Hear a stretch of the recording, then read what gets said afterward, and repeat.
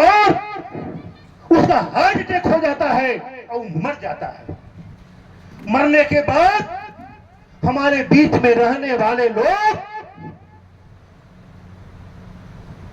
संगठन पर केस कर देता है। और कैसा केस होता है? मरने वाला भी अरुण पासवान और FIR होता है भी अरुण पासवान।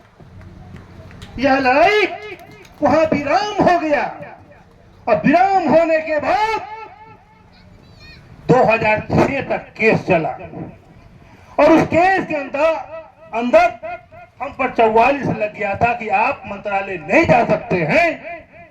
तब तक सरकार बदल गई, सरदार बदल गई। हमको याद है हमने 5 जनवरी 2006 का केस जीता था और 2 तारीख को हमने पूरे हिंदुस्तान से भारतीय रेलवे माल गोदाम में काम करने वाले मजदूर एवं तमाम सहयोगी लोगों को बुलाने का काम किया और दिल्ली में हम लोग अनिश्चितकालीन के लिए धरना और प्रदर्शन और घेराव करने का काम किया था। उस घेराव के बाद हम लोगों ने उस समय 2006 में 2,85,000 लोगों ने हम लोग जेल जाने का काम किया था। सरकार ठनठसा गया था और वहां भी हम लड़ाई जीत गए थे, लेकिन हमारे बीच के लोग उस समय हमारे दिल्ली प्रदेश के संगठन मंत्री गौतम कुमार हुआ करता था, संजय सिंह थे, बहुत सारे लोग था।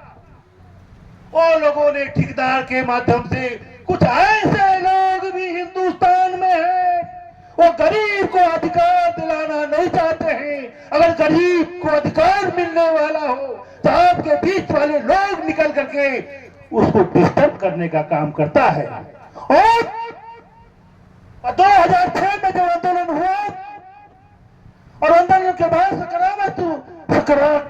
मैंने हमारा अधिकार जो मिला,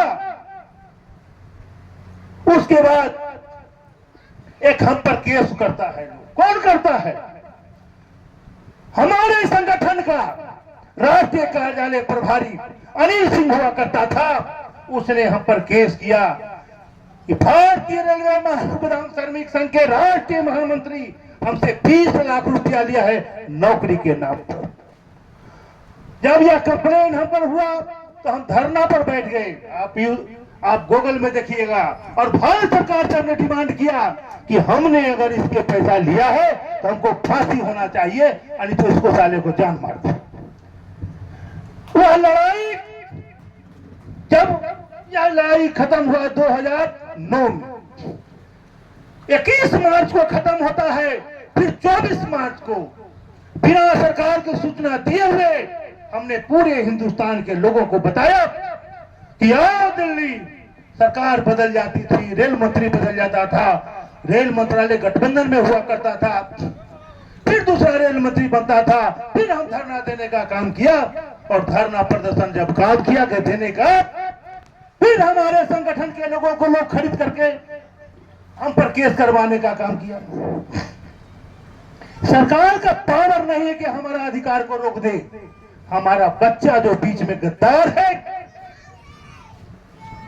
दोगला है, गरीब विरोधी है, कुछ पैसा के लोभी है, ऐसे लोगों से सावधान रहने की जरूरत है। वह हमारा काम को रोकता।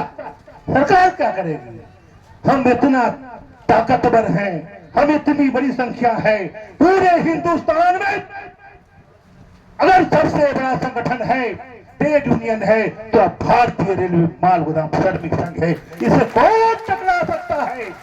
लेकिन बाहर वाले लोगों से डर नहीं है मेरे बच्चों, जो हमारे साथ में है, जो तुम्हारे साथ में घुटता है, ऐसे लोगों से सावधान रहना होगा। उसके बाद 11 की कहानी हुआ। 11 में फिर एक संगठन हमारे खिलाफ बनाया। उसमें हमारे खास लोग थे। उसमें साहेब महतो, उसमें दुखी सरदार, कुछ हमारे परिवार के सदस्य, नगेश्वर दीवाना, ऐसे लोगों ने फिर संगठन बना करके हम पर केस कर दिया। ऐसा ही करते करते फिर भी भारतीय रेलवे माल गोदाम श्रमिक संघ रुका नहीं, आगे बढ़ते रहा, आगे बढ़ते रहा। उसका परिणाम आज देख रहे हैं। अभी आपने देख रहा होगा, हम अभी चल रहे थे, हम ही ट्वीट पर देख रहे थे, एक बंगाल में हमारा संगठन का आदमी हुआ करता था, आओ आओ बाऊ टाऊ, अरे उससे क्या होगा,